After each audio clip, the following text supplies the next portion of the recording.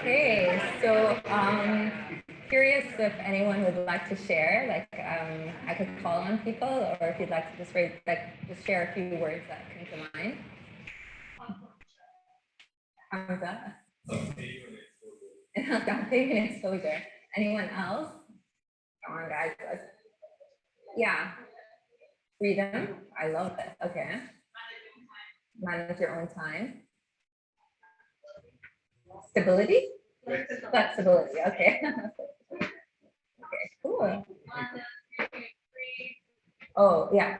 Free, unpaid risk taker. Hell yeah. Independent, late hours working, creative freedom, one man, woman army. Risk. Okay. Which I guess like covers a lot of the themes that we'll be talking about today. So before we get started, I just want the people who are on the ground or in the space just to pass your sticky notes to which direction should we go, Thomas? This way or that way? Okay, so to the direction of Thomas, and Thomas and Maya will be collecting the sticky notes from you.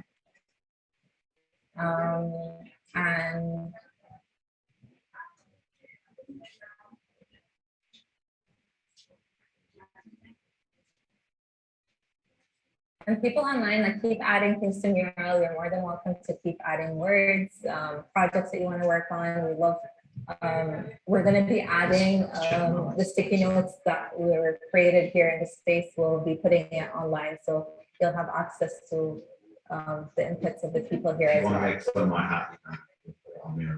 What is it? Make fun of my hat.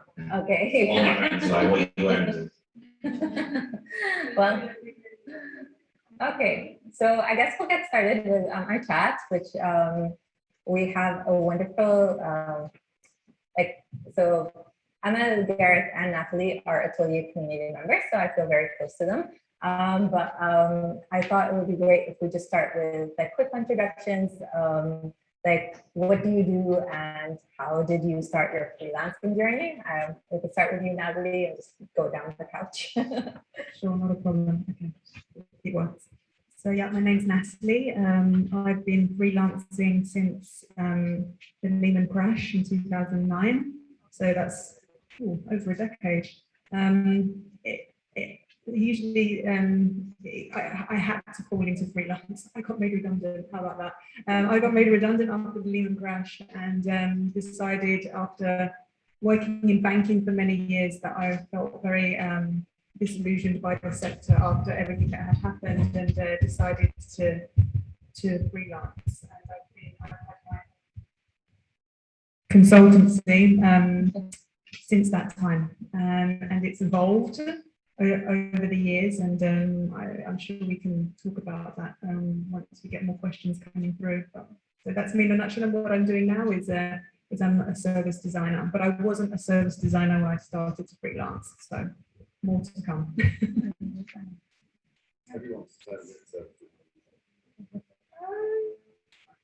Debate that. All right, so hi everyone, my name's Gareth. I'm from Sunderland, England, and I've been a designer professionally since 1999, and I used to do posters and flyers for nightclubs in the northeast of England, and I've been a graphic designer ever since.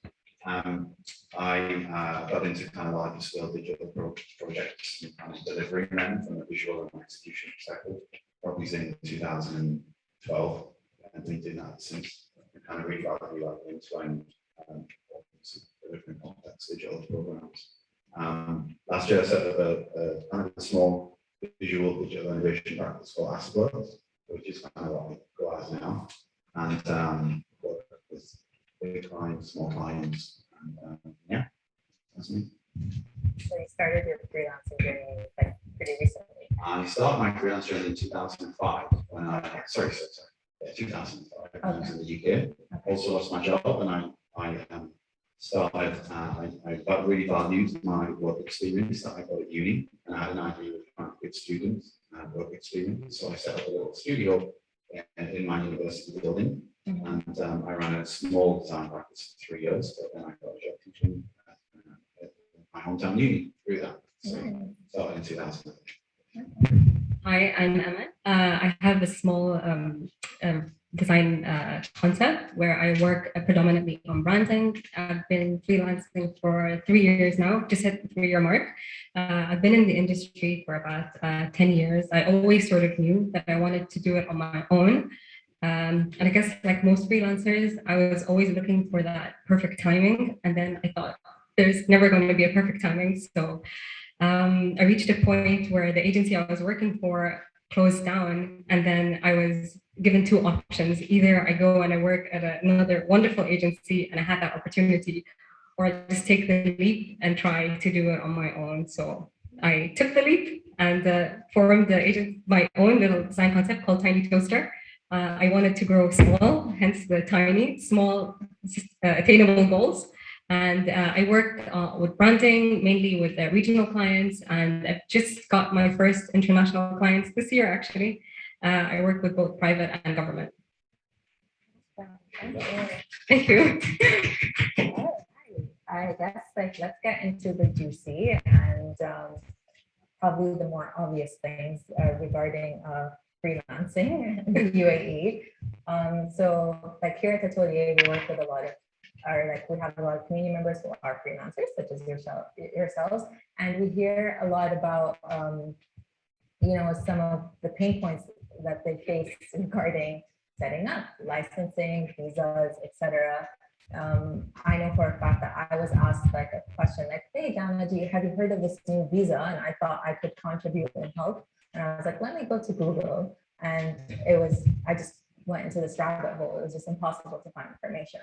So I just wanted to start with you is, how did you set up Tiny Toaster?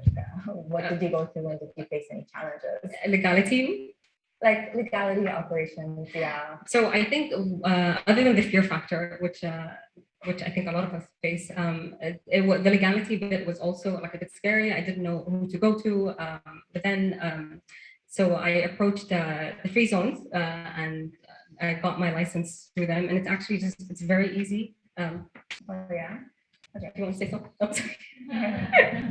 And I think the hard part is, I was so used to working in an agency, and then all of a sudden I'm doing everything from operations to finding clients to setting my own prices and dealing with money, which is very difficult. So that was a huge challenge for me. But then after like a year, you learn and you make mistakes, and that's it. Who did you go to for your to get information from, like about the free zones, etc.? Did you? I had so I've always sort of tried to be part of creative communities similar to ATÖLYE, and there's so many great ones around the UAE. So I reached out to other freelancers and people who were doing it, and I spent like quite some time just understanding how others were doing it. So I think just like fellow designers, and that was my main go-to. Okay. Oh, that's actually really cool. I mean, I wonder if Gareth and Nathalie, if you had similar experiences with the smooth sailing setting up for. So when we set up, my former business partner, Mark, if you're watching, by the way, Mark, we set up a business last July officially, and we ended up going straight to the CAF. And it's kind of like, hey, just come here, we'll just kind of sort it all out for you. And it was kind of a bit like that, but it was still very confusing. It's kind of classic government office experience, unfortunately, but we got it done. But it was, we definitely felt like it was a process that we almost discovered just because we knew a guy, do you know what I mean, rather than it was like an official process. So that wasn't really helpful. But there is a lot of other good companies out there who can help and just take all of that pain away from you. I'll not name any, but they're quite well known. They're on the radio quite a lot. And yeah, I think if you just want that to be done on your behalf, that's the best way to do it. But if you want to save some money, you've got to kind of, take the go off road a little bit and take the pain of it. So back in the day, when I first started freelancing, I didn't have any visa.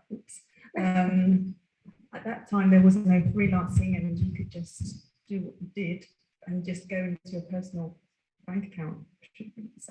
That's what everyone used to do. And it wasn't until like 4 years ago that I officially set up in the correct way. I initially went through Virtue Zone, and you go through the normal routes like cheapest visa, right? And cheapest trade license. Those are usually the search terms that most people would use because they don't want to pay over the odds. And there are so many types of visas and so many free zones, and there's new ones opening the Sharjah free zone. I actually do get confused as to what's out there still. And in the end, I ended up going with Amal free zone. But the things that you kind of look into is like, how many visas do you need? What type of activity are you pursuing? So they'll ask you all of those questions, and then your trade license fee would amount to, depending on the number of activities you want to put into your trade license and how many visas you need. And I just started off with, okay, I'm just going to have a visa for myself and anyone. I want to keep myself agile. I don't want to be employing people already, and if I want to increase that amount, then I'll adapt the trade license as I go. All right, cool. All right, but like it was basically figuring it out. Like, yeah. Oh, and there's another thing that I'd like to add is that there's the freelancer visa now, which you can have when it's in your own name. But again, from a positioning and marketing point of view, do you want to position yourself as an individual, or do you want to position yourself with a company name in front of yourself? So I decided I wanted to do the latter, and I feel that you can, in that way, you can grow in a different way as a business. Yeah, just to add to that, if you want to be a business, or you want to have something that resembles you rather than like Gareth the freelancer, which doesn't sound that cool, right? from a client's perspective. Well, I mean, it certainly doesn't. If it's like, hey, big company, let's work with this, Gareth freelancer, it doesn't sound good, right? Whereas if it's like, hey, let's work with the professional name, whatever, then that sounds better, but it's completely different. It's a lot easier to set up a freelance license. So maybe if you're a bit younger and you're happy just being like a freelancer and just meeting people, then that's totally fine. But if you do want to take that leap to build potentially something with a little bit more legs and potentially employ people, then you do have to do the business route, which is more expensive. I'm curious, does being in Dubai like force you or like to make that decision, or you would have done it like anywhere else? I probably would have done it back in the UK as well. Yeah, I mean, I started off as using just my name. Okay. In the unofficial route, as everyone else did, by the way. Just to test the waters. Yeah, just to test the waters, and then I think it's like when you're studying, you don't know what to study, and you're kind of, okay, go to university, figure out what I want, and then you kind of then understand a little bit more what is it that you're really passionate about. It's the same evolution as a business. Once you kind of really figure out what it is you're positioning, what your niche is, then maybe that next step is say, okay, I'm more confident to set up that company, that brand. Okay, all right, cool. Well, I want to transition to the next question, and I feel like we could host an entire session about this, but we're going to keep it. Let's not do a whole session about ranting about clients, please, not here. Nathalie, I just wanted to address this to you first, which was, have you found anything particularly frustrating about finding or managing clients in Dubai? And how did you navigate it? So frustration finding clients. Okay, so I did find it a little bit frustrating at the beginning because I was still trying to find out what my niche was. So I started off consulting in marketing. That's my background, and that's what I used to do when I was working in various banks. But when I started my official trade license, I was slowly moving away from marketing strategy and kind of putting myself more as a service designer role. Service design, even 4 years ago, was kind of not really heard of in Dubai or even the UAE. So when I used to try and find clients, you kind of test yourself, you prototype your value proposition in a way, and kind of say, okay, this is why I always look with the golden circle rather than saying I do this. I kind of look at it from the other way and say why I do what I do. So I tried out different scripts, and you know, you try with different, you kind of can see the reaction of different people, and you say, no, that's a total failure, that didn't work, and then you kind of evolve on your kind of pitch really. And I still don't say to clients that I do service design, because clients buying into service design per se is it's still very early days. It has to be brought in within a bigger project. I think when service design is an element of a bigger project. So and that's how I've managed to find clients, through bolting my services onto a larger project. I see. And like, we're managing client, like, have you ever had difficult clients like? If I didn't say no, I'd be absolutely lying. And I think I'm really happy that I had that institutionalized experience at the beginning, because it helps you navigate politics. If you're entering freelance fresh, you do have to understand political landscape, even if you're a freelancer and going into countries, you need to already kind of be savvy and figure it out. But what was the question again? Oh no, I mean, have you had like the frustration? Yes, but from a cultural perspective, yes, you really sure. Oh, I'm sorry. So from a cultural perspective here, it's just so diverse, isn't it? So one client would be very European, or let's say Mediterranean, and I have to deal with a lot of emotion. On the other side, one client is mostly Lebanese, and they can be very argumentative. So you have to understand all the different possible scenarios of relationship dynamics, and navigate your way through it. I definitely would say that I'm not an expert at it, and I think you're always learning with every new client in terms of how you would approach a certain situation.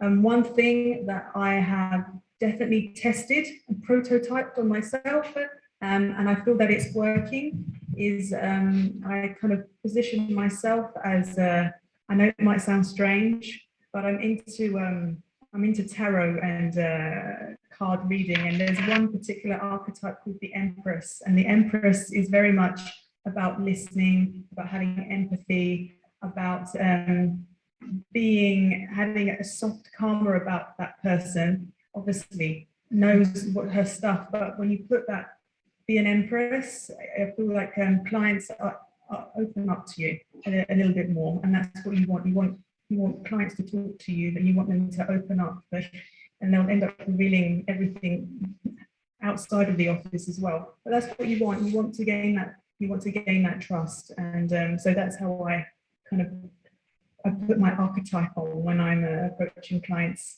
for different projects. I love that.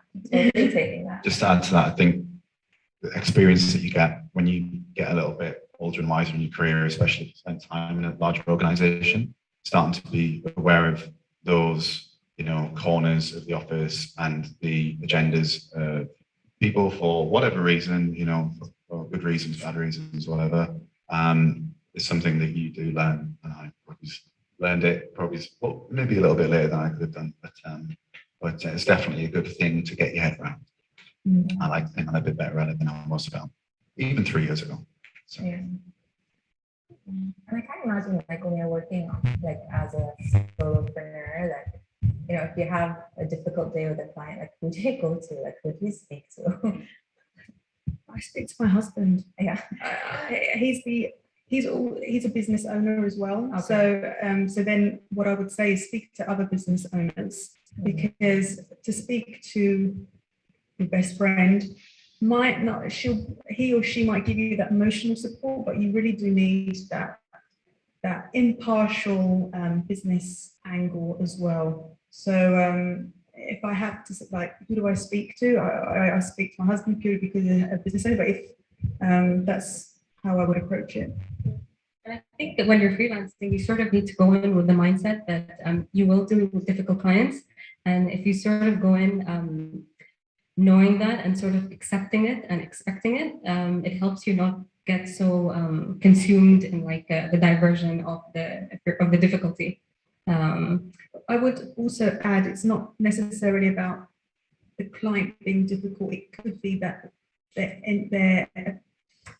there appears a difficulty in the project along the way that could cause particular tension. So it might not be that the client is always difficult. It's a scenario that comes up. And it always does come up, no matter how good your brief is, no matter how much you prep, there usually will be problems, if you will.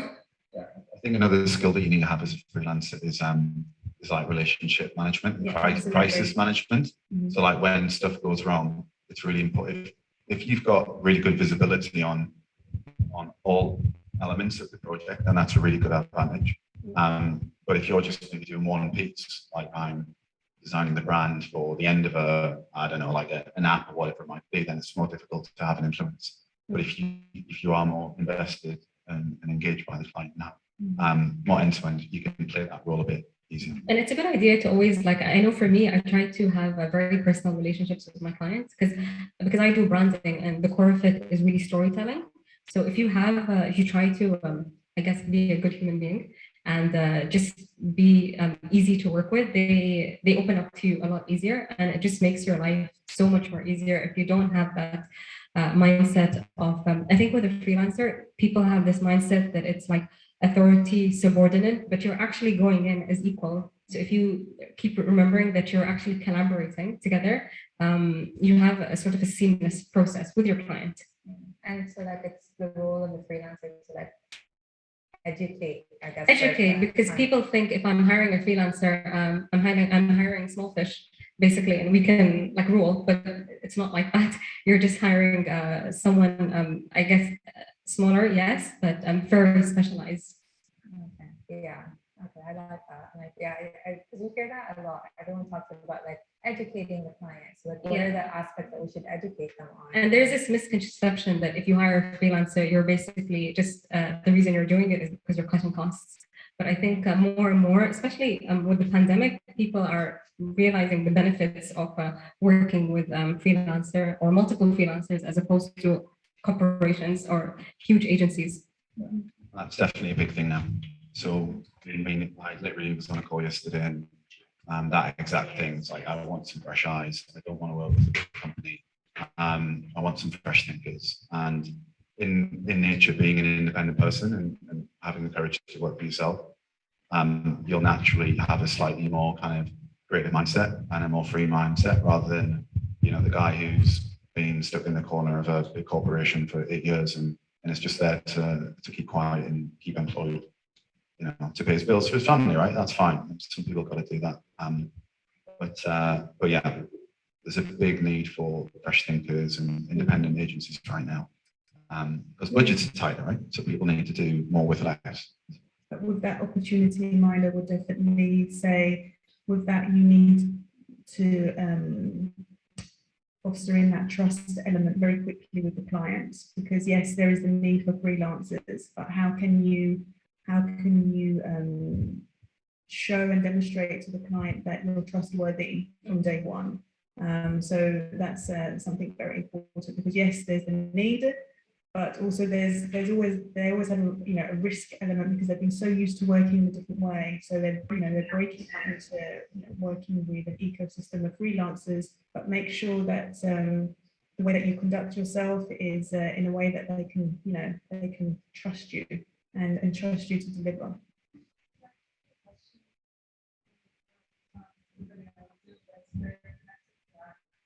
Okay, I could read it. So do you guys think there is a shift in trust towards individual freelancers in the UAE during the past few years, or businesses still prefer to hire agencies, and why? Yeah, I was thinking about this earlier actually, and there's definitely a big shift. The pandemic's been a big part of that. Budgets are less, people need still good people. Not necessarily got the budget for a team of 10, and if you've got a small independent agency or a small team, then they're really good to work with, and that's kind of why it's a good time to try and go on. And I think there's just kind of like a big a shift in going back to kind of what you said about trust and everything, to give the clients confidence, you've really got to be good at what you do if you freelance, and you've got to, because you can't hide anywhere, right? It's like, if you're not that good, you can't just like hide and do a crappy project with somebody and then expect to get more work. Like, you're completely transparent. So what you do has got to be great all the time. And if it's obvious and you've got good experience and you've got a good portfolio, that should be really help build the trust as well as all the professional behavior and good communication. But I think as a freelancer, confidence is a big thing, but also being good at what you do is really important, because you can't hide in that big company and just be part of a team of 20. You are the team, you know, so you've got to be like it. Unless you work with the 28. So just a question, how many people here are freelancers? Awesome. So you're obviously all rock stars, right? So does anyone have anything to chime in? I mean, like, yeah, so it's pretty obvious. Yeah, Go ahead. I think he pretty much covered it. Based on do companies still trust agencies versus freelancers? I think it depends on the scale of the project. So, for example, in my case, I will work on collaborate with others on larger scale projects where there's other elements in play and other deliverables aside from what I do. So, and I see that for those larger scale, like giga-sized projects, they will go for the agencies. They will go for the larger agencies. So it could be nice to work in a hybrid like I do, Yeah. and do both. I think it's just easier for, I think why a lot of clients choose to work with agency is because you have a seamless flow of communication. And if you work with a freelancer, the client might end up hiring multiple freelancers for different jobs, and then that's a problem for them. So sometimes they would choose to work with an agency and maybe compromise on quality. I know in my case, I work mainly with a lot of F&Bs, and they would usually outsource the branding, and then they would take care of execution and interior and all that, because an agency can't deliver 100% on everything, and usually I feel branding is compromised. I guess one of the advantages of working with an agency is that you've just got that stability, right? So, you know, if we did a project and I was like, oh, my animator just got sick, or the UI guy just cancelled on me, then that's a problem, right? Yeah. Whereas bigger agencies do have more stability. So that's just something that scales with the size of the project and the trust that you have, the clients have with you, the scale of your network, how can you pull in people when you need help, and finding good people as well. Like, as much as it's great to be a freelancer and independent, it's also not that easy to find people that you trust, right? So that's another big thing. So I think that's why big projects are typically done by big companies. Just the way it is. I don't think it's unique here. Probably it's the same everywhere around the world, I would assume. Yeah. Okay. I'm gonna like. Do we have any more questions that we need to answer? Oh, yeah. Seems like all of the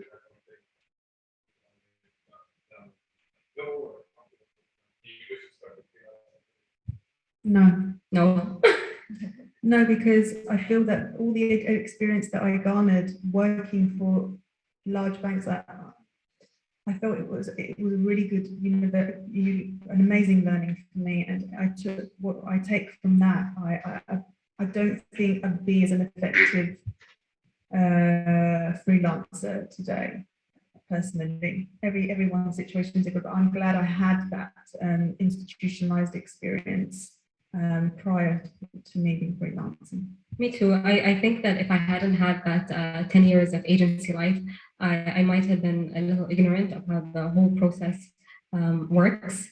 So I'm glad I had that background, because it helped me understand my strengths and my weaknesses as well. But the thing is, once you start freelancing and going out your own, I feel like it's almost impossible to go back and work with the agency. Like I can never imagine working for somebody ever again.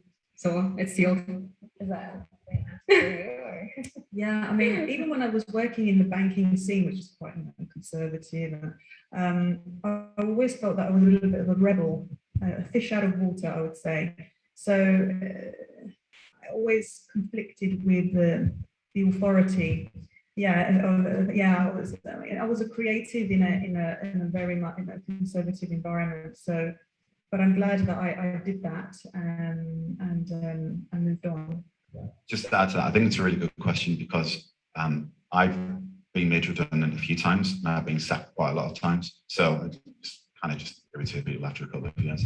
But when you jump in between freelancing and working for another company, it's actually, I kind of like that. And like even right now, and like if a big company wants to give me a badass salary and bring me on board for a while, and I'm kind of down with that, you know. And I don't know what I can do next month because I don't know how busy I'm going to be. I kind of know how busy I'm going to be, but it's like, that's one of the challenges about being a freelancer, right? It's a bit more difficult to make plans. And I personally crave being around people and being in office environments. I just think it's really good fun. And I learn, if you're working with a good company, it's awesome. Like ATÖLYE is great. I used to work for a company called Infusion, which was awesome. Shout out to any of the Infusion guys and girls who's listening in. And I personally prefer that because I grow a lot by being with other people. When it's just me, I don't learn that much, and that kind of gets old.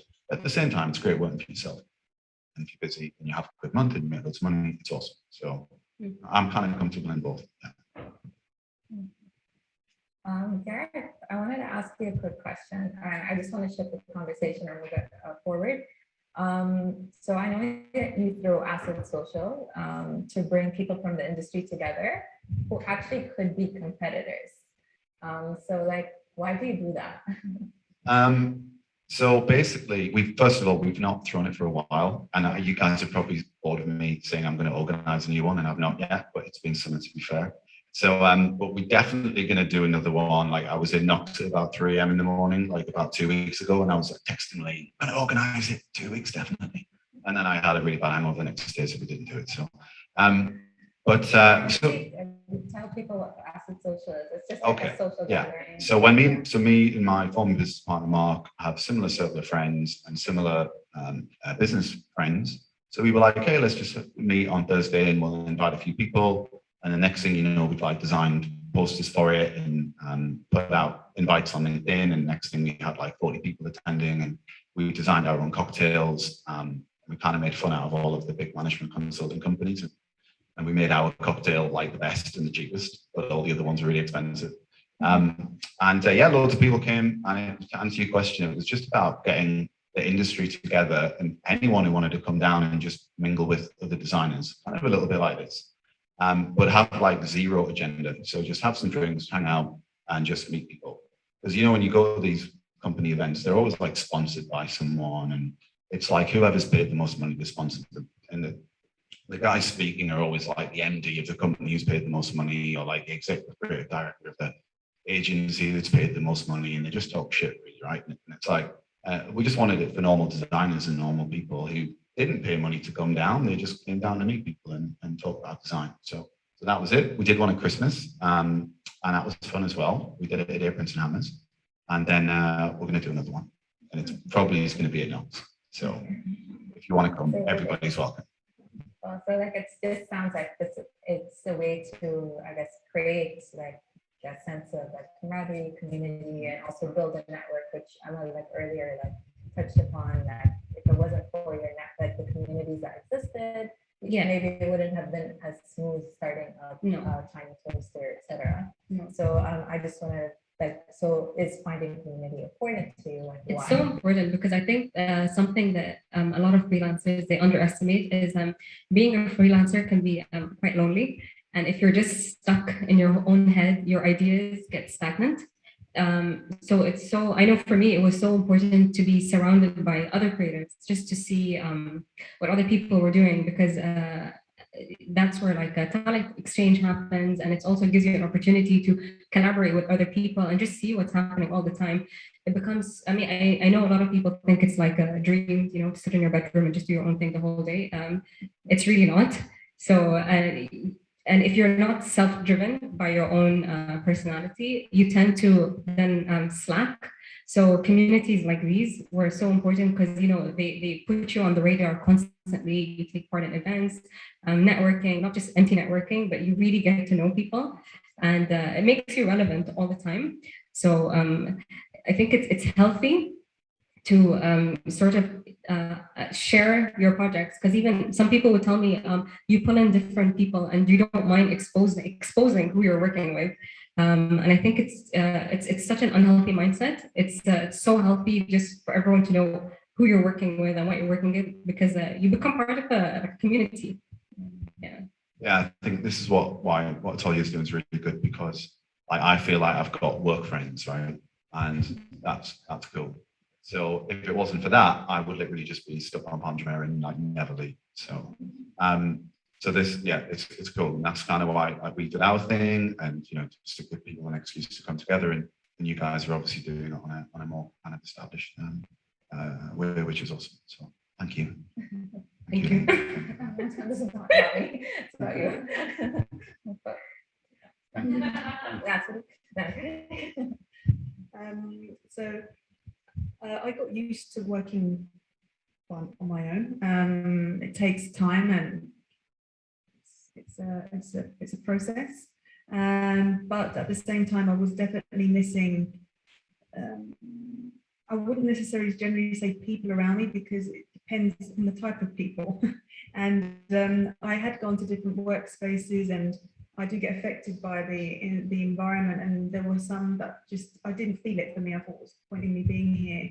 And it actually wasn't until I discovered ATÖLYE that I thought, okay, this is where I feel good. And this is a place where I have a community, and I can be alone when I want to as well, because my work has such a processed approach to it. I need a lot of concentration, and I need just to zone in. So I like the concept where you can be alone together. I think that's nice. And ATÖLYE has that combination. wonderful to hear that you're doing a good job. Well, it's growing, right? You can see Yeah. it growing. So when you guys first started, it was still like early days, and like you guys have had a full house. Yeah. I was DJing on the weekend. I didn't DJ to this many people, so it's cool. Okay, well, mindful of time, I just want to keep going with the questions. So we talked about like the sentiments about like freelancers versus agencies, like there's been a shift. Curious to know whether there are other key changes that you've observed, or like key changes that excite you with the gig economy in Dubai since you started freelancing, if any come to mind, other key things, I guess. Well, I mean, I just read something today that there's a new green visa that I just automatically correlate with the green COVID pass, but I mean, they're two completely separate things. So this is something very new, hot off the press, but I think just got announced yesterday or today. So there you can have a visa where if you're an investor or an entrepreneur, and you can also sponsor your parents and your family up to the age of 25, something before it was 18, but I don't know what the criteria is for that. And on top of that, I know that they've expanded the concept of the freelance visa. Again, this is like hot off the press, and I don't know, maybe you guys have more information than me, but it's news that has just been published in the last 2 days. So I'm sure it's all for the positive. So I just don't know what the difference is. Maybe someone else knows. No, I don't think I really know, but I just feel like for freelancing, COVID has definitely been sort of an eye-opener for everybody. It's sort of created like a freelancers movement, I feel, worldwide, because I think once things started getting back to normal, I think the first people that were able to stand up on their feet were the freelancers, because they knew how to support themselves without being part of a large corporation. So I think a lot of people are appreciating or wanting to do that now, to head out on their own.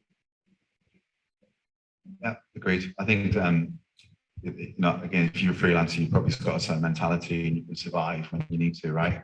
So when I mean, I've done that when I've lost my jobs. I've freelanced for a while, and sometimes it's been great. Sometimes I've made like more money than I ever had. So, but yeah, having that mindset, and I think companies realize that freelancers are mostly good. So it's kind of works in our favour. I think last year has really kind of brought that forward quite a lot. So, And to add to that, I think because of the pandemic, the clients don't expect you to be in their office every single day, which is great. And the whole concept of conducting work through Zoom and interacting through Zoom and communicating is the norm now. So I mean, what I did, I just went on holiday. I went away to another country for 6 weeks and worked from there. So it was nice to have that break from the Dubai heat and work in a different environment, and I felt more refreshed and I felt more productive. So if you can do that, and I really don't think that clients have really a problem with it these now. a lot of full-time staff doing that, right?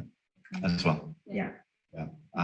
But that's an amazing thing to do. If you can, like, you know, go to anywhere that you've always wanted to and just work and take your laptop, you can kind of vacation and earn money, and that's a really nice life, right? I think the thing that affects your freelance ability is how much responsibility you've got. Yeah. So if you've got kids, you've got family, you've got a wife, husband, you've got a dog. I've now got all of that. So I mean, I've got to walk my dog twice a day, right? So I'm always doing that. So when everyone's like, what do you do earlier? I'm kind of like a professional dog walker as well. So I wouldn't be able to do that if I had a full-time job. So it sounds to me like legislation is becoming more like supportive of freelancers by like allowing people to like, just more stability, freedom. Because I think people realize that you can be just as productive, if not more productive, without being sort of monitored all the time.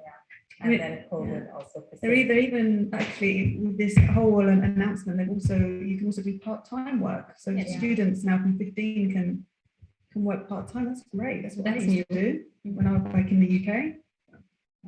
I think working from home is a conversation that's been had many times. But if you think about how much time you waste being in the office surrounded by 30 other people, probably also 30 other designers who are all swanning around and chatting and what did you do on the weekend? Next thing you know, you've been in 2 hours of work and you've just been like socializing for the other 6. So it's actually good to be away from all of that in many ways. Yeah. So COVID helped, like, I guess, employers just recognize that, like, okay, not everyone needs to be a full-time employee. It's just awareness. So, like, I could bring in a freelancer to work on a certain project, and then you value your time more, and I definitely would say track the time that it takes for you to do tasks. And so in terms of how you price your projects, that evolves because you have to learn how long it takes. But when you're working in an office, you take, it takes me this much time to do X, Y, or Z. But then when you're tracking your time and the hours that it takes to do certain deliverables, you start realizing, that didn't take as long as it would have done if I was in a normal work environment. So you do become more efficient in your time, and with that you can price projects in a more efficient way.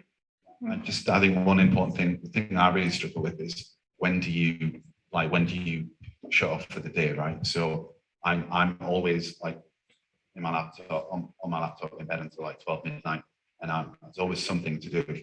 It's like, okay, I've got to do emails, or I've not posted anything on Instagram for ages, I've got to do that, or I've got to design a new show reel to put on LinkedIn. There's always stuff, and it's really difficult to, like, I don't want to say switch off, because I'm kind of always switched on with design. Like, it's just what kind of, it's like a fish in water, and it's fortunately I don't really consider it a job, but it's really difficult to just say, right, it's 8 p.m. I'm going to shut the laptop and I'm just going to watch TV and whatever it is. I'm really bad at that. I mean, do you feel like that's you personally? It's not because your client expects you to always be online? No, definitely, it's me. So if you're getting billed to work 8 hours a day, then you really need to, as long as you've done your 8 hours, and that's fine. And the good thing is, when you're freelancing and also when you're working from home, sometimes you do finish ahead of schedule, and it's like, okay, cool, I can still bill a day for that because I did my job and I did it faster, which is really cool. But sometimes it takes longer, right? So, and then sometimes you'll have a cup of coffee and have some lunch and then take the dog for a walk, and like the whole day is like dissolved into a full day, like 24 hours instead of being 8 hours, which is what happens with me. Yeah. Do you want to add? I was gonna say, I know when I first started, like Gareth, I didn't. It was very difficult to sort of manage your time, and you end up actually working so much more. But then recently, I tried to figure out what my like high creativity hours were, and I locked that in. So I realized from 8 to 2, I'm very creative. So that was my creative work done, and then I strategized it. Very early in the morning. Very early. I'm a morning bird. And then from about 3 to 5 is when I would lock in meetings, admin work, all the boring stuff. And that was a great way for me to sort of start and stop at right times. Lily's got a question. Yeah. Yes, just wanted to ask, like, for me personally, freelancing meant going to Upwork or Fiverr and just asking for work. How is it different, like, as like getting a freelancing visa and working here in the UAE? How is it different, like finding clients? Is it still you just online? Or how do you start to go down market like graphic design and then how do you find work? I think for me, when I started first, so you have a visa and you've sorted all that out. I was under the impression that as soon as I'll put up a portfolio, it'll be good, and I'll let the work speak for itself. And I think that was my biggest mistake in the first year. The best way to find clients, I think, is to be your biggest advocate and to constantly promote yourself with real passion. So that people know what you do, and keep your like online platforms up to date so people know how to reach you as well. So the best way is just to get word of mouth going. I feel I know some people might disagree, but maybe 1 or 2 pro bono works in the beginning, just to have that thing going. Yeah, some people are like completely against working for free, but you know, if some guy walked into my office or whatever and is like, dude, can I work for you for a week? I'm going to do it for free, and I just want to be here and learn. Then that shows initiative, right?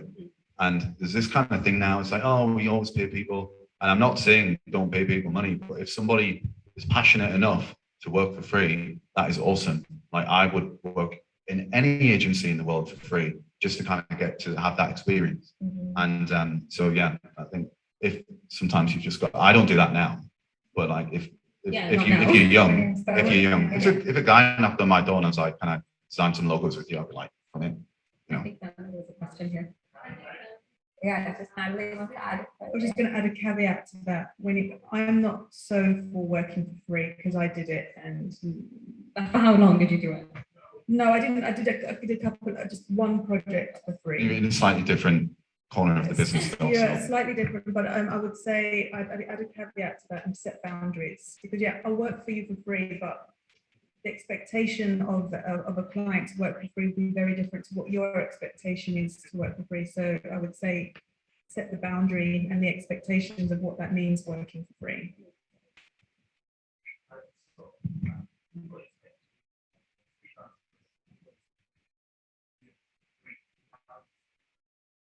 So just for the audience online, I'm going to repeat that question, which is, we talk about like working for free. At what point do you put the brakes on and tell people, okay, I'm no longer working for free, and you start paying me?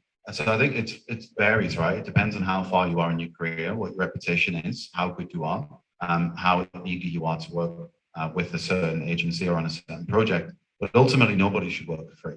It's more. If somebody has a project, they should pay you for that. But if you're a young junior designer and you want to get experience, then that's what I mean by working for free. I would never say to you, I've got a project, you have to do it for free. Yeah, and do you want to do it for free? And that's like 100 people, and whoever said yes, yeah, I'm getting a free project. I wouldn't. That is not cool. So that's kind of different. I wouldn't work with that client if someone said, I want you to do something, but can you do it for free? Absolutely not.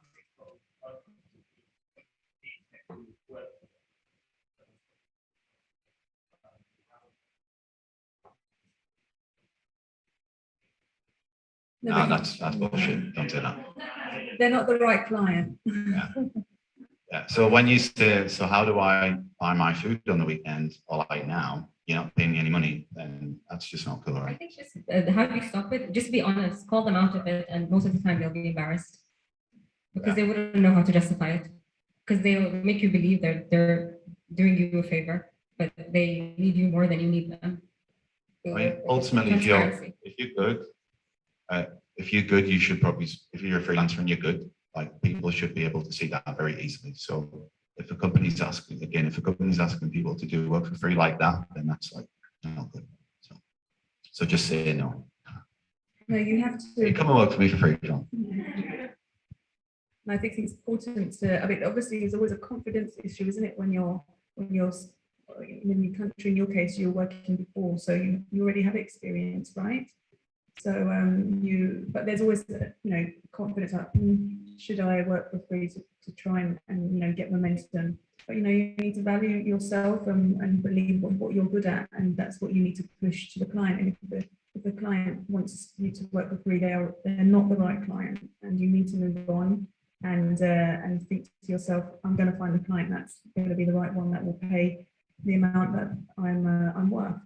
So just one more thing on that. One time when it does work really well is when we set up LetsWorks. I reached out to a few people and I was like, hey guys, if I don't have any work yet, but if you just want to go and like screw with my logo and just kind of do some crazy animation on it, and I'll post it on LinkedIn and I'll say you did it, and we'll hopefully get work together. That actually worked really well, because the guys and girls who did that ended up all getting full projects. And I really, there's an exchange, and I really value them. They're kind of like part of the family now, and I'd totally give them a full-time job if work came in. So it's that being passionate about what you do and connecting with the same people. It's like if you're in music and you go DJ at a club for free, it's the same thing, right? You're passionate about what you do, and that should only last for so long, but it's still a way to connect with like-minded people. And not everyone's got money I can't, like when we first set up, I couldn't go pay someone 5,000 dirhams to play with my logo in After Effects. Do you know what I mean? So. Okay. Okay. Yeah. Please go ahead.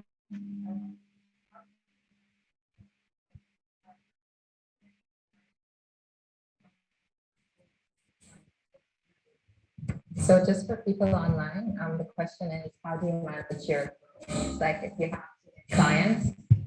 Yeah.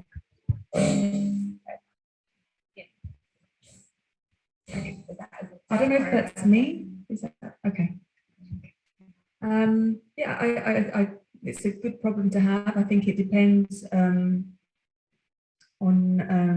your growth plan and where you see yourself, and whether you want to remain solo or whether you want to expand. There'll be a limitation as to what you can handle by yourself. For example, I know I can manage by myself with what I do 2 projects running full time. That is my maximum capacity, and I've tested it before. I can't go beyond that. So the next question would be, if I get more projects, I have to think, okay, do I want to bring in another service designer, or is that work, do I need another specialization? Do I bring that person in? So I've done that before in the past. I've brought other people into the project, but you really need to have that contact base to know who you want to bring in prior, because that speeds up the whole process. But you just have to think, okay, what am I doing? I'm working as a solo, or do I want to scale? So that's when you have to start thinking, and maybe Gareth, you have a bigger setup that you can kind of elaborate more on what I've just said. Yeah, so it's a really good question actually, because I was almost in a situation where, and my recent business partner has actually just scaled, and one of the challenges is that if a client is slow with the project, or that starting kickoff didn't happen, well, yeah, you've just gone and employed your first person, right? How the hell do you pay their salary now when the client's just delayed it for 2 months? And I'm fortunately free of that situation now, but it's something that is real, and it's not easy. And I think the only way you kind of balance that is by having long-term projects. So if I get a 6-month project and I know that it's always going to be there, I can bring someone else to help me with it, and then I can work on another project. And that's how you scale the business. But then if the project gets delayed and you just, pay the visa for somebody and you've got to pay them the salary, then it becomes hard, right? Because as an independent person, you're not a big company that can afford to kick out 15, 20, 30, 40,000 dirhams a month, whereas a bigger company can absorb that.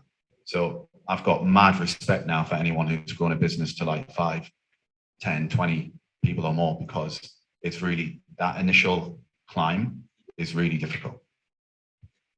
And you're then all the accounting and all of that, submissions and everything like Chasing that. invoices as well. That'll be a good one, right? Yeah, chasing invoices. But I mean, no one's perfect, right? I tell you what's not perfect about me. I'm not a good self-promoter at all. I'm not good at it. It's not in my nature to push myself out there. So I would say, if you know, something helpful would actually be on the business development side, because I'm good when I talk to the client, but I'm so immersed in my project that I don't have the time, and I don't make it a priority to go out and find others at the same time. Maybe you're better than that than me, but everyone will have an area that they, you know, a slight little weakness, and we're all honest here, talking together, that's definitely, I would say, my little weak spot. It's kind of like, it's almost like there's other parts of the business that we always don't do. If somebody could be like an aggregator is the right word, of the I chase invoices for 100 freelancers and they give me 500 dirhams every time I get an invoice, then those kind of roles would be quite cool. And even like the, you know, sales motion and someone just to pick up the phone and like, hey, do you know like what these guys do and all of that. Yeah, I heard someone who did that and then ended up getting a full-time job. So. Yeah, the invoice chasing. I mean, they would wake up in the morning and go, okay, who has to pay me today? It's like, literally, I would put it, who has to pay me today? And it would be like 1, 2, 3, 4, 5. Send out all the emails every morning. Who has to pay me today? But there's an app for that. Yeah, there's an opportunity here. All the entrepreneurs in the world. I mean, I think same like them. I think a million to chase the payments would be good. And I think for me, in my industry, somebody to maybe oversee production, because that's a whole process, especially like when you're producing like packaging and all these things for the branding. It will be good because that takes up a lot of time to go to the printers and to check quality. That takes up a huge chunk of your sort of day. So if we had somebody to assist with that, it would be amazing. And I think the other thing I was going to say was an online network of freelancers and community businesses who can all kind of come together and hang out. It's kind of like what you guys do, right? So, but yeah, I think that was something that was missing. Making that a bit easier, whether it's ATÖLYE, whether it's, I think there's only going to be one, right? So I think there's going to be one place that everybody knows that if you want to hang out with other freelancers, industry, people, whatever, that's where you go. And I think like you guys are kind of taking that crown, and hopefully you keep it. Unless Asset Social gets really popular. Okay. There'll just be lots of drunk people on. So.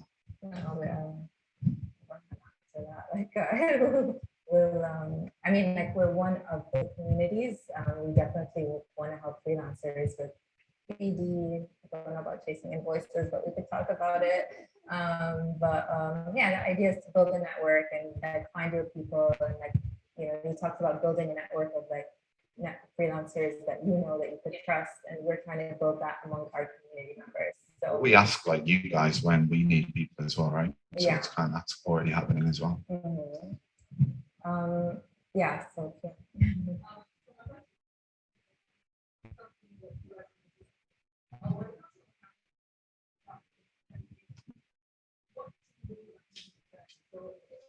I mean, either you know, or I would feel like to learn, or I give it to the person I'm feeling to be transparent. Well, in my case, I got fined for doing something wrong. I mean, and that's why I thought, no, I need an accountant. I mean, I registered my VAT. It's confusing to like know when to start registering yourself for a TRN number, and I got the timing wrong, or because it was about the certain amount of turnover that you needed, and I just got confused. I'm not very good when it comes to that things. And I got whacked with a massive fine, you know, 15,000 dirham fine, because I applied too late, or it got because of the, I got right, no, I'm getting an accountant from now on. I can't do this all by myself. Actually, I'm not that good at it. So work with people. If you can, if you're not good at it, particularly, just get someone else that's better than you and get them to do it. So in my advice would be for anyone that doesn't like accounting or anything like that, just give it to someone. And there's so many affordable options for accounting management and VAT submissions and everything like that. And it's great that I have someone that's reminding me every day, Natalie, can you submit your documents on HubDoc? And I just do it. I just need that extra person just to tell me what to do. I just use Microsoft Word at the moment, so don't talk to me. Actually, in design now. Yeah, no, so just don't get fined or anything like that. Just get the accountants to manage it.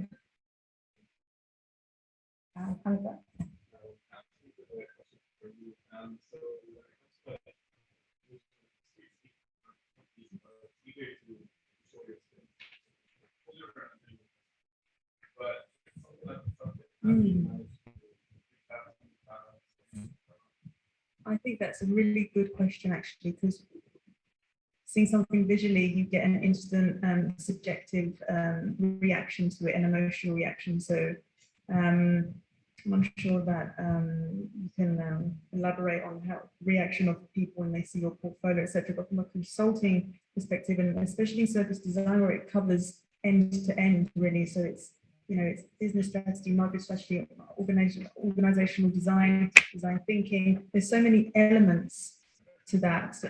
It's very hard to package it in one way. So what I do is I position myself depending on the need of the client. But it's very much talking and knowing what you're talking about and giving real life experience, case studies, and talking about it. And when you are able to articulate that, then you start to get that confidence with your potential client. But it's all about emotional intelligence, having that experience behind you and knowing how to talk about that experience and putting it into context with the type of conversation that you're having with that potential client. Yeah, I think just to add to that, regardless if it's kind of branding, UI design, service design, whatever it might be, if you have a strong brand and strong business front of house, it's really, really important. So again, if I'm just like a Gareth the freelancer, like whatever, but if you have something that like means something that people can connect to, like the reason why I set up LetsWorks was a bit of like an FU to a lot of like the big companies out there. And just to be very like almost like politically incorrect in Dubai, and people buy into that, right? Because they also think like that. So if you stand for something, and some clients will really like that, and it gives you a voice. And if you, so not everyone likes it. Like some people have been like, "Hey, what does LetsWorks mean?" That's your purpose-driven statement, right? So yeah, I would say like really define your purpose, why you do what you do, because that will make you stand out from the crowd. If you say, "Oh, I'm a service designer," it's like, yeah, and so what? Or I'm a graphic designer, so what?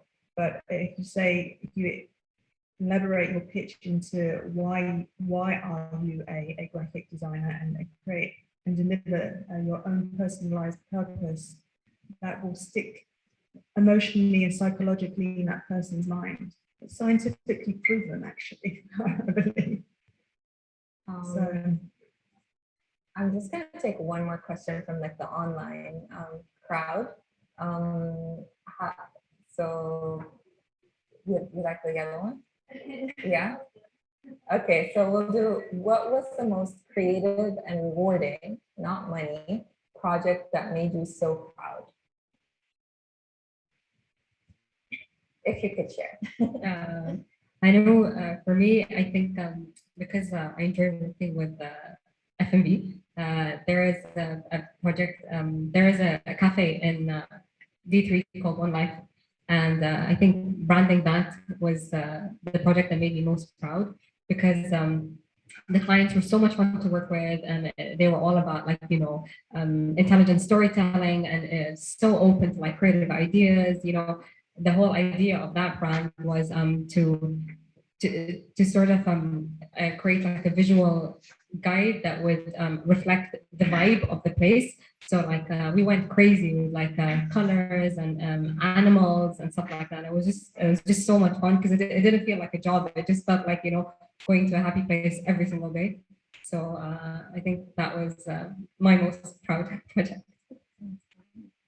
Yeah, honestly, like 90% of my projects, I all not love them is probably the wrong word, but I feel like really connected to them and like care about them all. So it's I think there's only like a few crappy government websites that I really think are a bit shit, and I wouldn't show them to anyone. But so a couple that stand out. We had like a lot of impact working for one of the airports through another agency, and that was a really small team of myself and an animator from London. And it still stands about 6 years later, and millions of people use that every day. That was like pretty cool. So every time I go to the airport, I'm like, hey, I did that. Every time I put my ID into the gate, it's like, hey, I did that. That thing, that was my idea. So, and that's really cool. I did some stuff for IKEA as well, which is more like concept thing, which is now turned into reality in some countries for IKEA. Not because of me, I just predicted it, but that's kind of nice to know as well. Yeah, in my space, it's all about finding that Dada moment. So you go through this design process where you're discovering and understanding the current state of the business, of the client, and you're going through the design, design process, and you come up with a possible, value proposition that, fits into the pain points of a particular customer profile. And I think I found something here. And one particular project was for a B2B client in the floor and wall material space. And I created a digital experience that was not a big self-promoter, but I'm going to say it. It was the first in the market. I delivered it 4 years ago, and only Rack Ceramics are doing it this year. So I was 4 years ahead of the curve. So that for me was the toughest project I ever worked on. I even lost money on it because I've made mistakes with dealing with third-party suppliers, for being very honest here. I'm not saying everything is all roses, but in terms of the outcome of it, it is something that I'm still very proud that I was able to do that 4 years ahead of the larger ceramics, which is like the leaders in the ceramics business. So yeah, happy about that. Well, thanks for sharing. Nathalie, Gareth, and Emma, it's like always lovely to see you guys. So thank you so much for your time. Before I let everyone go, there's just one more question I want you to answer. Just as a checkout question, like after you've listened to the panel or maybe reflecting on your own experiences, would love to know in 5 years, what's one thing you hope to see in the MENA region to better support freelancers? Write it on a sticky, and Thomas, do you want people to just like hang it on the wall like as they head out? Yeah, so yeah, no need to, like when you're done writing, you could just hang it, and then feel free to mingle. We have more like, yeah, we have water and popcorn, and we'll be around. Thank you so much. Thank you guys, it was awesome. Cheers.